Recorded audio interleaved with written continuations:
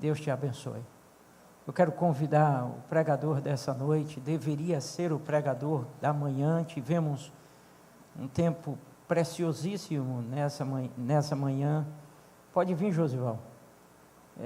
Só tinha você ou eu. E o irmão Josival, na verdade, está de férias, saiu para vir para o Rever hoje, pela manhã, e ministrar no final. Então, não deu tempo. E aí eu gostaria de honrá-lo, com a certeza de que Deus vai usá-lo de uma maneira tremenda, mais uma vez. Nós vamos orar pela vida do amado. Querido Senhor, obrigado pela vida do meu irmão, Senhor, pela vida de Josival, pela sua instrumentalidade na vida da igreja. E queremos pedir ao Senhor que mais uma vez lhe use com unção, com clareza, com objetividade, e que a tua palavra venha com poder para as nossas vidas, em nome de Jesus, amém.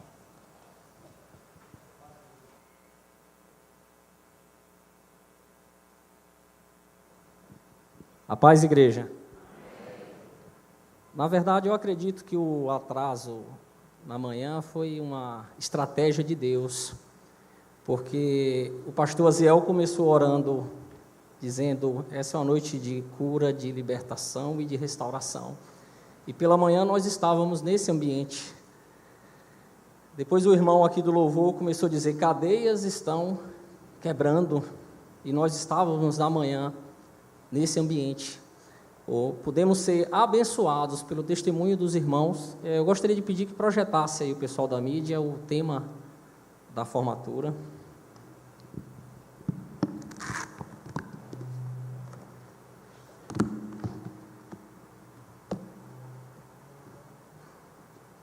Graça e paz aos irmãos da Igreja Batista Central e ao pastor Jadson. Muito obrigado por essa oportunidade. Não é isso. Eu estou aqui para falar. Não é isso. Meu irmão, desculpe aí, Josival. Ô varão de guerra. Esse, agora sim. Só um minutinho aí. Esse vídeo aí é o vídeo do pastor Clóvis, que vai ser passado no próximo domingo, mas aí eu explico depois. Desculpe aí a falha técnica. Sem problemas.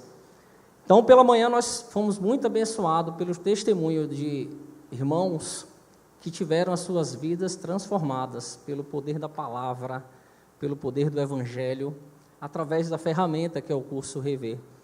E tive o privilégio, como facilitador de turma, de ver homens chegando travados, calados, e ao concluir eu até sugeri que tirasse foto antes e depois, porque realmente tiveram as suas vidas transformadas, porque se permitiram ao Senhor transformar as suas vidas. E o tema está aqui, o amor do Pai que nos restaura. E eu queria só alinhar com a igreja a definição que o Senhor quer trabalhar conosco essa noite de restauração. Se você pesquisar sobre restauração, a depender do contexto, você vai encontrar definições diferentes. Mas o Senhor quer trazer nessa noite um contexto de obra-prima da criação. E quando a gente fala de uma arte, por exemplo, um quadro, e fala sobre restaurar, aí eu queria perguntar para vocês, eu acho que não dá para responder, mas eu vou perguntar. Restaurar é o mesmo que reformar? Restaurar não é reformar. E eu queria dizer que nós somos especialistas em reforma. A gente começa, eu quero ampliar isso aqui, quero fazer aquilo ali, e nós vamos modificando o original. Restaurar, quando se trata de uma obra de arte, uma criação, é voltar ao estado original, é voltar a como era no original. No contexto de igreja, a gente está dizendo, o Senhor vai restaurar o casamento, o Senhor vai restaurar a vida financeira, o Senhor vai restaurar a fé. Não está errado. Mas você é a obra-prima do nosso grande Criador. E restaurar a sua vida significa voltar ao original. Mas uma pergunta, não sei se você já parou para pensar. né? Depois vocês meditem com calma. Qual é o seu original? Qual é o seu original? Vocês vão meditar nisso depois, mas eu já queria antecipar. O seu original, o meu original é Cristo. Cristo é o nosso original. Então, o Senhor quer trabalhar no sentido de restaurar as nossas vidas para o seu projeto original, para que nós possamos ser semelhante ao Filho dele, ao Cristo, pequenos Cristos. E eu queria te falar, se você voltar ao projeto original, não tem prosperidade maior do que está no projeto original. Não tem felicidade no casamento maior do que está no projeto original. Não tem bênçãos que possam superar você estar no projeto original. Então, a restauração nessa noite, o Senhor quer tratar as nossas vidas dizendo que quer acabar com a reforma que nós fizemos e nos fazer voltar ao original. Então, sincronizado com relação à questão de restauração. O Senhor quer nos colocar semelhantes a Cristo, ok? E agora eu queria compartilhar com vocês o texto que está no livro de João, capítulo 5. Nós vamos começar a partir do primeiro versículo, versículo 1.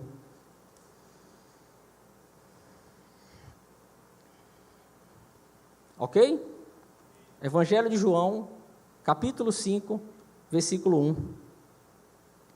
Diz assim a palavra do Senhor: Passadas essas coisas, havia uma festa dos judeus, e Jesus subiu para Jerusalém. Ora, existisse ali, junto à porta das ovelhas, um tanque, chamado em hebraico de Betesda, o qual tem 5 pavilhões. Betesda significa casa de misericórdia, ok? Lembrem disso, nós vamos precisar um pouquinho mais na frente. Casa de misericórdia. Nestes, versículo 3, jazia uma multidão de enfermos, cegos, coxos e paralíticos, esperando que se movesse a água, porquanto o anjo descia em certo tempo, agitando-a. E o primeiro que entrava no tanque, uma vez agitada a água, sarava de qualquer doença que tivesse. Estava ali um homem enfermo, havia 38 anos. Jesus, vendo deitado e sabendo que estava assim há muito tempo, perguntou-lhe: queres ser curado? Respondeu-lhe o enfermo: Senhor, não tenho ninguém que me ponha no tanque quando a água é agitada, pois enquanto eu vou, desce outro antes de mim. Então lhe disse Jesus: levanta, toma o teu leito e anda. Imediatamente o homem se viu curado e tomou o leito e pôs-se a andar. E aquele dia era sábado. Eu queria também ler o versículo 14, que diz: mais tarde, Jesus o encontrou no templo e lhe disse: olha, que já estás curado, não peques mais, para que não te suceda coisa pior. Amém? Nós poderíamos extrair desse texto diversas lições. Nós poderíamos, por exemplo, falar que não importa para o nosso Deus quanto tempo você carrega ou você passa por esse problema. Aquele homem havia 38 anos. Jesus não se importou com o tempo, Jesus foi lá e o curou. Nós poderíamos também explorar que não importa se o seu problema, para a lógica humana, parece impossível. Aquele homem relata, no versículo 7, ele diz assim: quando era agitado as águas, toda vez que eu tentava, outro ia no meu lugar. O texto não fala se ele estava ali há 38 anos, fala que ele estava doente há 38 anos, mas a gente entende que ele tinha bastante tempo ali. A água mexia, outro ia. Então, a gente poderia explorar que não importa se o seu problema parece impossível, porque nós estamos diante de um Deus, o Deus do impossível. Também poderíamos explorar sobre que Jesus conhece a sua história. No versículo 6, a palavra diz que Jesus, sabendo que ele estava assim há muito tempo. Então, o texto não relata que alguém contou isso para Jesus, mas Jesus sabia, conhecia a história daquele homem. E eu queria te dizer que Jesus conhece a tua história, tudo que tu tem passado. Talvez você não contou para ninguém, mas Ele conhece. Poderíamos também explorar esse texto. Poderíamos explorar sobre a individualidade, sobre a particularidade. O nosso Deus não é Deus de atacado, Ele é Deus do particular, do individual. O texto relata que naquele lugar, casa de misericórdia, existiam multidões de enfermos, mas Jesus vai, e o texto fala que Ele cura aquele homem. Poderíamos explorar outros textos na palavra, por exemplo, o endemoniado de Gadara. Jesus atravessa o mar para tratar com um homem. Então, o nosso Deus é Deus de particular. E Ele trouxe você essa noite, porque Ele se importa contigo e porque Ele quer cura, libertação e restauração na tua vida. Não é no atacado, é no particular, no individual. Nós também poderíamos explorar um Jesus que ensina, porque no versículo 14, Ele depois encontra com o homem e diz assim: não peques mais, veja que você agora está curado, não peques mais, para que não te suceda coisa pior. Então Jesus também ensinava, né?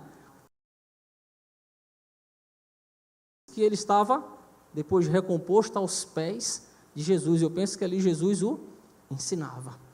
Mas, nessa noite, o Senhor quer trabalhar algo que está um pouco mais profundo. Nós não vamos explorar nenhuma dessas coisas que eu falei. Nós vamos explorar algo que está um pouco mais profundo. E algo profundo, a gente só consegue visualizar através de algo que Deus, o próprio Deus, Ele ensinou. Ele ensinou a Josué, está lá no livro de Josué, capítulo 1, ele disse assim: medita na minha palavra de dia e de noite.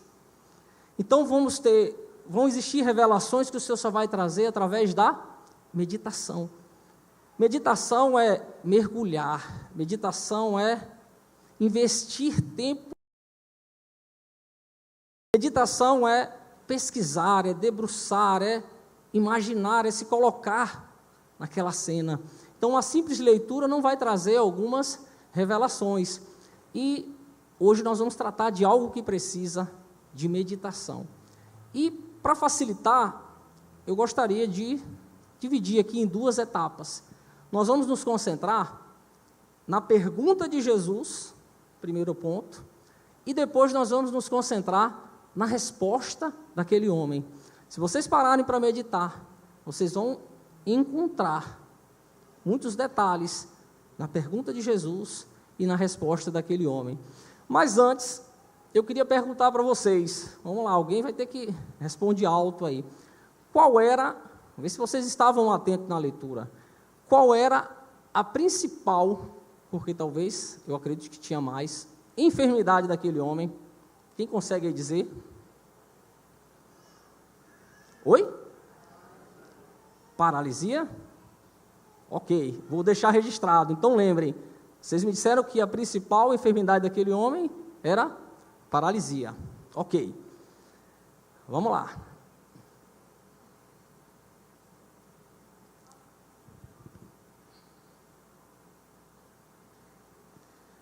Vamos começar explorando então a pergunta de Jesus. Jesus poderia chegar naquele lugar e fazer assim, ó, não tinha multidões de enfermos ali? Ele podia chegar naquele lugar e dizer assim, ó, todo mundo aqui seja curado. Pum!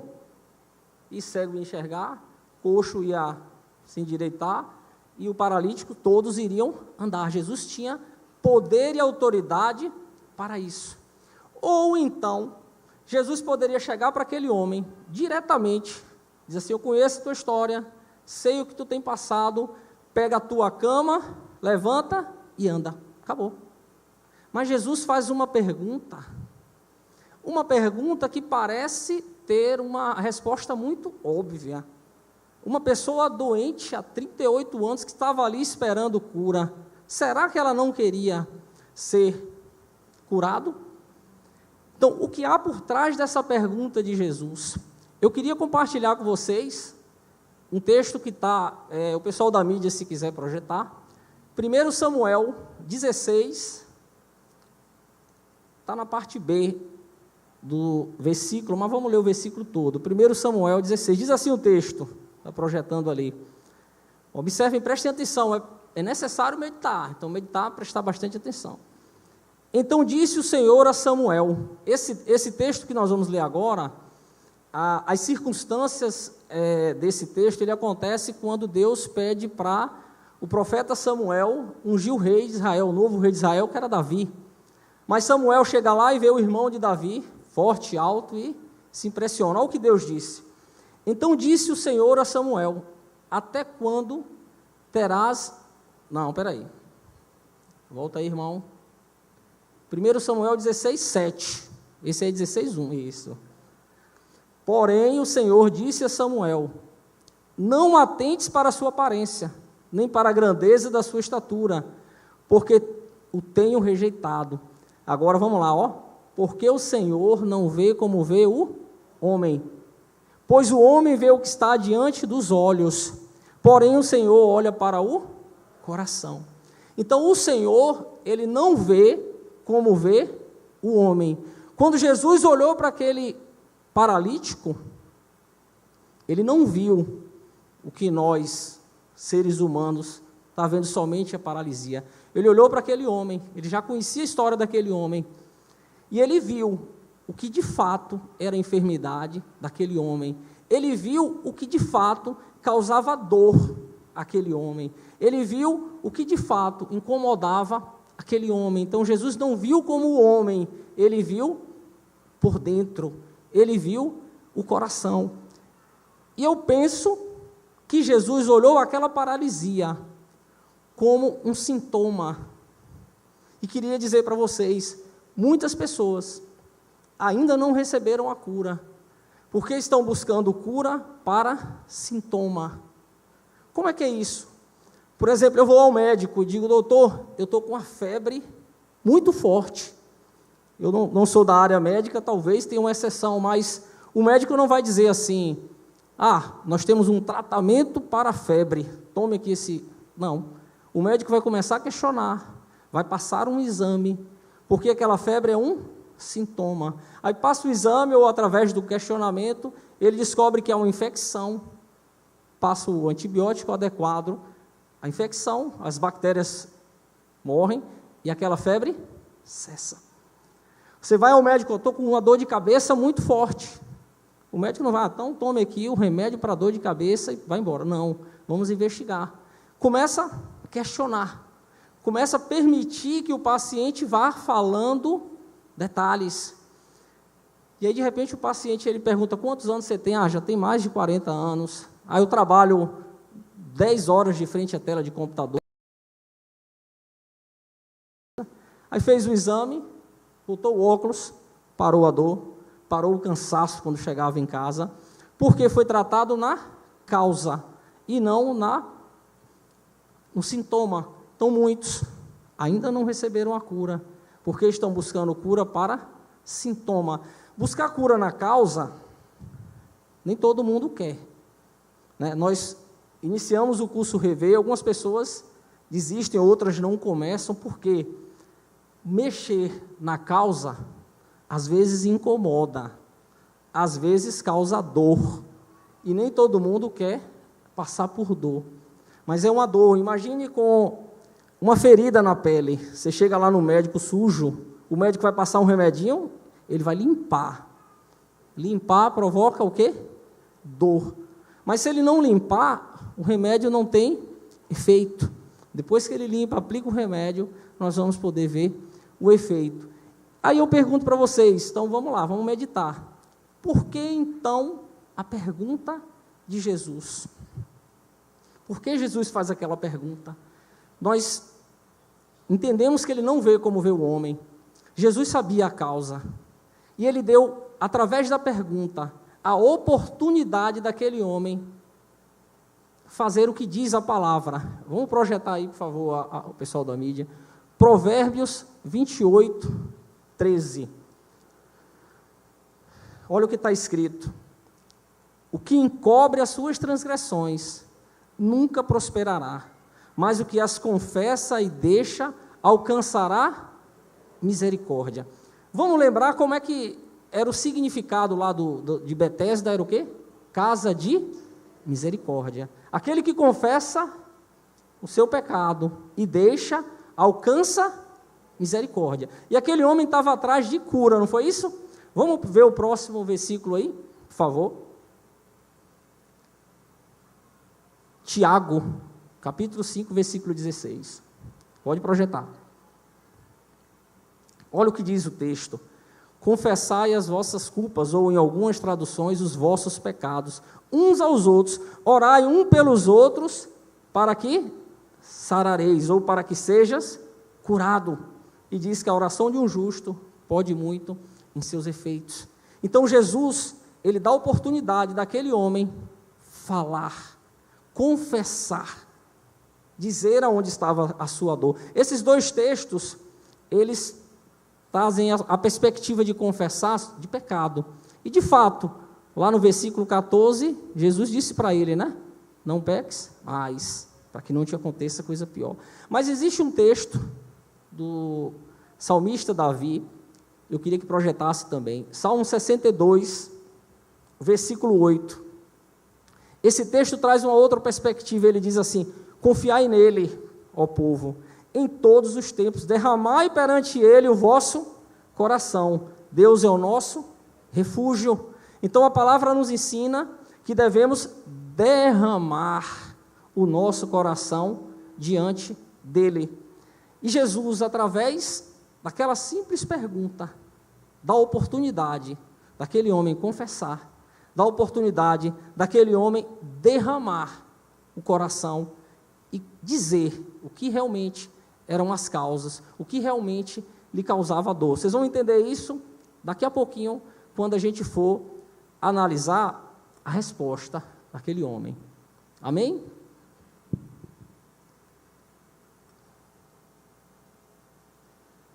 Então nós meditamos um pouco sobre a pergunta de Jesus. Não foi uma simples pergunta, foi uma pergunta de quem conhecia a história daquele homem, de quem via pelo coração. E agora vamos para a segunda etapa. Vamos meditar um pouco sobre a resposta daquele homem. A pergunta era muito simples, exigia uma resposta direta. Eu pensei aqui em 3 possibilidades. Sim. Qual foi a pergunta? Você quer ser curado? Né? Sim, quero ser curado.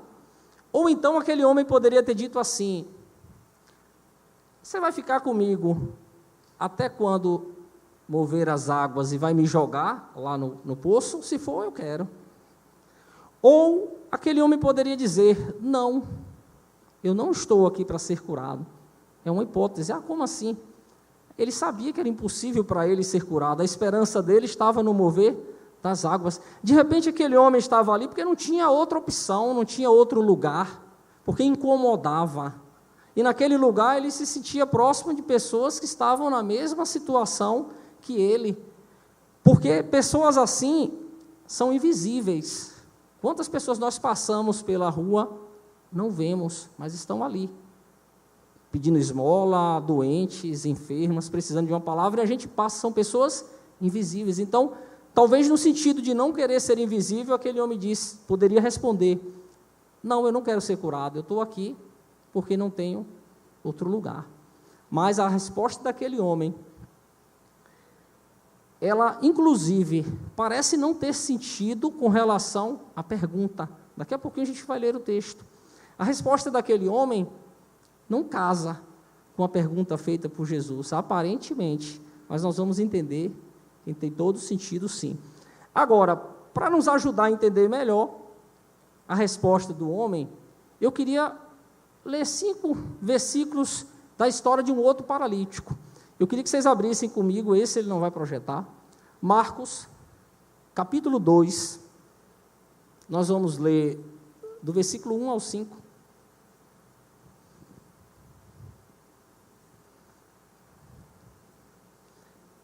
Evangelho de Marcos, capítulo 2, do versículo 1 ao 5.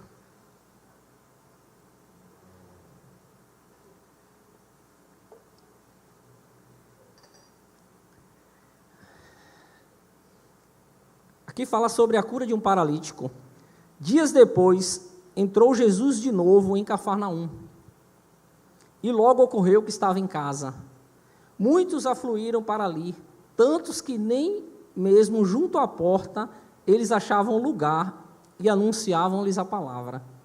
Alguns foram ter com ele, conduzindo um paralítico, levado por 4 homens. E não podendo aproximar-se dele por causa da multidão, descobriram o eirado, ou o telhado, em algumas versões, no ponto correspondente ao que ele estava. E fazendo uma abertura, baixaram um leito que jazia o doente. Vendo-lhe a fé, Jesus disse ao paralítico: Filho, os teus pecados estão perdoados. Lá embaixo, no versículo 10, diz assim: Ora, para que sabais que o Filho do Homem tem sobre a terra autoridade para perdoar pecados, disse-lhe o paralítico: Eu te mando, levanta-te, toma o teu leito e vai para a tua casa. Existem algumas semelhanças entre esses textos dos 2 paralíticos. Jesus diz: levanta, toma a tua cama e anda, ou vai para casa. E aqui também Jesus diz para o paralítico aqui em Marcos assim: os teus pecados estão perdoados. Vocês viram Jesus perdoando os pecados do paralítico lá relatado por João? O texto não diz assim, Jesus perdoou o pecado. Mas no versículo 14, Jesus diz assim: vejo que estás curado, não peques mais, para que não te suceda a coisa pior. Eu só posso acreditar que se ele disse isso, ele também perdoou o pecado daqueles homens. E esse texto aqui em Marcos diz que alguns procuraram Jesus e que 4 levavam aquele homem numa maca. Esse paralítico aqui em Marcos tinha amigos que se importavam com ele, que não mediram esforços, estava cheio, tinha multidão, eles abriram um espaço do telhado e desceram aquele paralítico. Ok? Isso aqui foi só para a gente entender uma coisa com relação a outra. Vamos voltar para o nosso texto em João, voltar para a nossa meditação na resposta do homem. No versículo 7, o que é que diz aqui o homem? Versículo 7. Respondeu o enfermo. Olha qual era a pergunta: você quer ser curado? Olha o que o homem respondeu: Senhor, não tenho ninguém. Pronto. Senhor, eu não tenho ninguém. Em outras palavras, Senhor, eu não tenho ninguém que se importa comigo. 38 anos.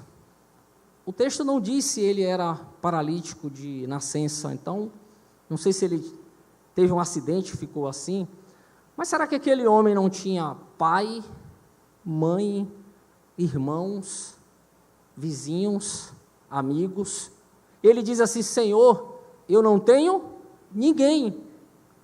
Parece que a resposta não tem conexão, mas ele está confessando. Lembra que nós falamos sobre confessar? Lembra que nós falamos sobre rasgar o coração? Aquele homem está dizendo: Senhor, o que dói em mim, eu penso, não é a paralisia, é não ter ninguém. Eu não tenho ninguém que se importa comigo.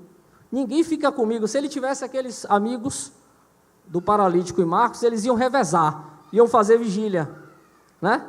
Se fosse só os 4, eu não sei se eram só os 4, 2 ia dormir e 2 ia ficar de olho no movimento do tanque. Quando mexesse, os caras jogavam ele, mas ele estava só. Ele diz assim: Senhor, eu não tenho ninguém. E aí nós vamos agora aprofundar um pouco mais, porque essa resposta ela dá indícios que a principal doença daquele homem talvez não fosse a paralisia. A principal doença daquele homem estava na alma, estava no seu interior. Ele não tinha ninguém. Por que aquele homem não tinha ninguém? Talvez aquele homem, ele tivesse feito mal às pessoas ao seu redor, talvez ele tivesse ferido pessoas próximas e afastou todo mundo. E se isso aconteceu, aquele homem precisava de arrependimento, precisava de mudança de comportamento e precisava de pedido de perdão. Ou pode ser que não era nada disso. Aquele homem, ele pode ter sido abandonado. Aquele homem pode ter sido traído. Aquele homem pode ter sofrido fortes decepções. Confiou e foi decepcionado. Aquele homem pode ter sido ferido. E talvez aquele pecado. Porque se ele foi um cara mau, o pecado que Jesus perdoou, talvez fosse o que ele fez, né, de mal às pessoas. Mas talvez aquele pecado, ele estava relacionado ao ódio, à mágoa, ao rancor, ao ressentimento que aquele homem carregava por ter sido traído, por ter sido abandonado, por ter sido rejeitado. Eu falo com propriedade sobre a questão de abandono. Eu não posso dizer como aquele homem, eu não tive ninguém, porque a minha mãe assumiu o papel de pai, mas eu fui abandonado por pai, pequeno, criança, e como isso fez falta na minha vida, como isso causava dor. Você sabe o que é chegar a Dia dos Pais e não ter pai na escola? Talvez muitos aqui, né, passam por essa situação.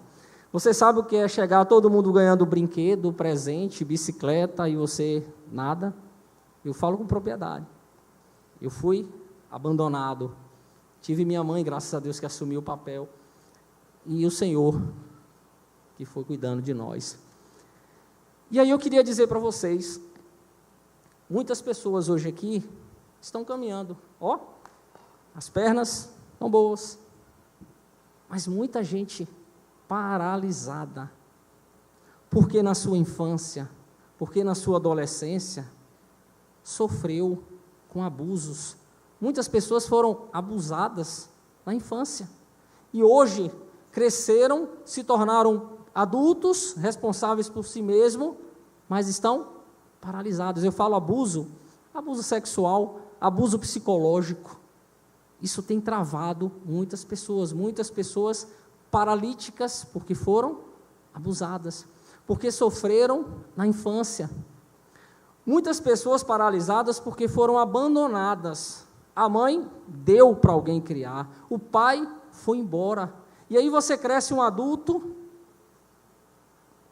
paralisado, travado, com medo de relacionamentos, porque fica com medo dos novos relacionamentos lhe causarem novamente dor. Criam barreiras, criam mecanismos de defesa para ficar ali atrás. Quando você vê uma pessoa muito retraída, ninguém encosta, ela já sofreu bastante, né? Uma das coisas que a gente aprende no curso Rever, enxergar as pessoas como elas são. Às vezes a gente julga alguém pelo comportamento. Vai conhecer a história daquela pessoa, que você vai saber por que ela está assim. Muitas pessoas paralisadas por causa de comparação. O que é comparação? Seu irmão é mais inteligente que você. Seu irmão tira as melhores notas na escola. Às vezes não é o irmão, o primo. Ele é mais bonito, você é feio. Às vezes é o filho do vizinho, é melhor que você. Muitas pessoas paralisadas por isso. Aí a pessoa cresce, olha o que acontece. Chega no trabalho, vida adulta, fez faculdade, está lá na empresa. Surge a oportunidade da pessoa pegar um cargo, né, melhor. E aí a pessoa está preparada, está capacitada, está tudo certinho, tem condição de fazer, mas ela chega e diz assim: o outro é melhor. Não pode entregar para o outro que ele é melhor. Ninguém sabe por que na hora, mas porque de tanto ela ouvir, de tanto ser comparada, ela cresce no subconsciente com aquilo ali. Ela diz: não, meu colega é melhor, pode passar esse cargo para ele. Mas ela tinha capacidade, tinha condição de desenvolver aquilo ali, mas está travada, está bloqueada. Quantas pessoas aprisionadas pelo medo? Quantas pessoas poderiam estar sendo instrumento na mão de Deus para levar o evangelho, para anunciar, para tanta coisa, mas travada, paralisada a grade, os cadeados, os grilhões que o irmão falou que iam ser quebrados hoje, travando essa pessoa por causa de medo, por causa de vergonha. E eu poderia levar mais tempo falando de outros traumas. Mas o Senhor não nos trouxe aqui apenas para dizer para vocês que talvez você esteja paralisado por isso. Ele nos trouxe aqui para dizer que Ele é Deus, que cura, que restaura e que liberta. Ele se importa contigo, Ele conhece a tua história. Agora, eu queria dizer para vocês que depois da resposta daquele homem, veio um comando de Jesus. O que é que Jesus disse depois da resposta daquele homem? Pega tua cama, levanta e anda, seja curado. Aquele homem agora recebe um comando, né? Vamos ver aqui. Então lhe disse Jesus, levanta, toma o teu leito e anda. Versículo 8. Aquele homem recebe um comando. Levanta, pega teu leito e anda. Ele poderia decidir não executar o comando, mas acontece, no comando de Jesus, uma transformação. E eu queria dizer para vocês, que o Senhor essa noite vai dar um comando. E o comando do Senhor para vocês nessa noite é para que vocês sejam curados. O comando do Senhor nessa noite é: se arrependa, mude de comportamento. O comando do Senhor nessa noite é: libere perdão. Você que carrega o peso do perdão, libere o perdão. Deixa na cruz de Cristo. Nós vamos orar aqui. Quando o Senhor me deu a mensagem, eu ia pedir alguém para trazer uma cruz para a gente orar aqui na frente, mas eu não fiz. E quando hoje pela manhã projetou aqui, o irmão fez a arte aqui e me mostrou, olha o que é que tem ali a cruz. Então nós vamos deixar, não nessa cruz que é uma imagem, mas nós vamos deixar na cruz de Cristo. Esse é o comando do Senhor nessa noite. Deixa na cruz de Cristo o ódio, o rancor, a mágoa, a amargura. Isso não tem levado você a lugar nenhum, tem te deixado aprisionado. Vamos cumprir o que diz a palavra, libera perdão, porque Ele quer te curar. E aí, caminhando para o encerramento, eu observei um processo com 4 etapas, nessa palavra que nós acabamos de meditar. Vocês viram quantas coisas nós conseguimos extrair da meditação? 4 processos. Primeiro, o confronto. Jesus pergunta, e eu tenho certeza que o Espírito Santo está confrontando cada um de vocês agora. Ele já está confrontando desde o início do culto. O Espírito Santo, não sou eu, não são os irmãos, o Espírito Santo é quem convence do pecado, da justiça e do juízo. Ele está confrontando cada um de vocês. Então, a primeira etapa é o confronto. A segunda etapa, essa depende de vocês. Dizer sim, confessar. Nós falamos sobre confessar. A segunda etapa é confessar. A segunda etapa é derramar o seu coração diante do Senhor, deixando na cruz de Cristo, né, tudo isso. A terceira etapa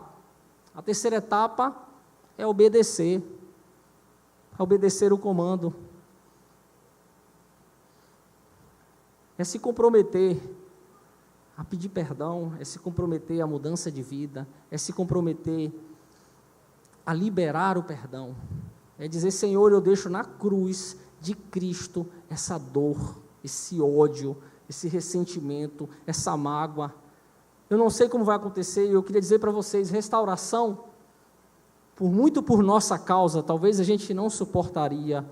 Restauração é um processo, e o Senhor vai começar o processo na vida daqueles que disserem sim, e que obedecerem ao seu comando. Então o Senhor pode começar hoje, depende de você, o processo de restauração na tua vida.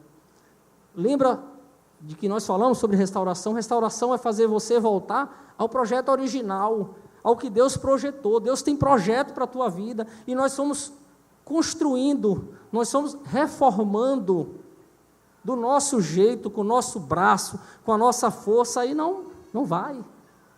Se você quer ser feliz, se você quer ser próspero, se você quer ter um casamento abençoado, se você quer desfrutar de libertação, de cura, de restauração, é do jeito dele, é sendo restaurado.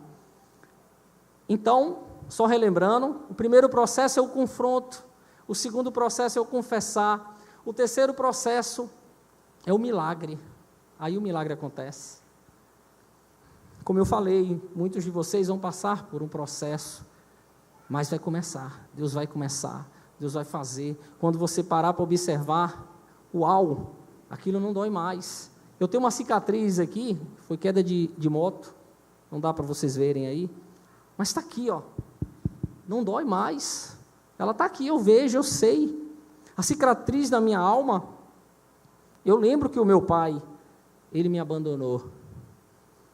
Não esqueci, não foi bateu cabeça e amnésia, eu lembro. Mas essa lembrança não me causa dor. Eu fui entender que o meu pai teve uma história, ele não recebeu, e é difícil você dar aquilo que você não recebeu só através desse amor. Só através desse amor. Você dá, eu pude dar aos meus filhos, à minha esposa, o que eu não recebi. Por que isso? Porque eu sou bom? Não. Por causa desse amor. E esse amor que me alcançou, esse amor que alcançou vários irmãos, pela manhã, que contaram seus testemunhos, está disponível para vocês. Jesus está aqui. Amém? E eu quero finalizar fazendo uma pergunta. Na verdade, não é minha pergunta. Ele pediu para eu fazer uma pergunta para vocês. E eu quero finalizar transmitindo esse recado para vocês. Eu queria... Já vamos encerrar, pastor. Então, eu queria pedir ao Ministério de Louvor que já se posicionasse. Eu queria pedir já aos intercessores que também se posicionassem. E eu gostaria de convidar o pastor, já vou passar para ele orar como autoridade dessa igreja por nós. Eu vou passar já para o senhor orar por nós.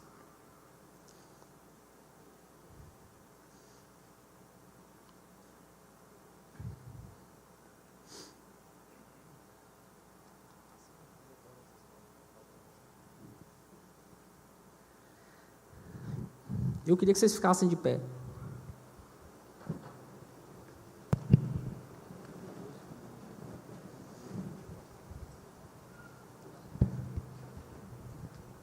Aquele mesmo Jesus que estava de frente ao paralítico, ele está aqui.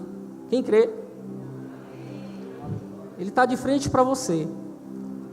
E ele não quer perguntar para você quanto tempo você está passando pelo problema. Ele não quer saber do tempo. Ele não quer perguntar para você se o problema é impossível para os homens. Ele não quer saber disso. Ele não quer perguntar a extensão. Ele não está perguntando qual é a extensão da tua dor, e nem está perguntando qual o estrago que essa dor causou na tua alma. Não. Ele não quer saber disso. Ele não quer saber se os recursos humanos são suficientes. Ele não quer saber a causa. Não importa o teu pecado, Ele perdoa os pecados. Ele não quer saber disso. Mas o Senhor pediu para eu fazer uma pergunta para vocês. Presta bastante atenção. A resposta pode mudar a tua vida. Vocês lembram, antes da pergunta, lembram dos 4 processos? Confronto, confessar, o derramar o coração, obedecer ao comando, e o milagre começa a acontecer. o Senhor manda eu te perguntar nessa noite: você quer ser curado? Você quer ser curado? Essa é a pergunta. Confessa para o Senhor, confessa para Ele. Aquele homem falou do que estava no coração. Aquele homem disse: Senhor, eu não tenho ninguém, eu não sei a tua dor. Ele já sabe a tua dor, mas a palavra ensina que nós precisamos confessar. Aquele que confessa e deixa, aquele que confessa os outros e ora. Eu queria convidar o pastor que orasse por nós.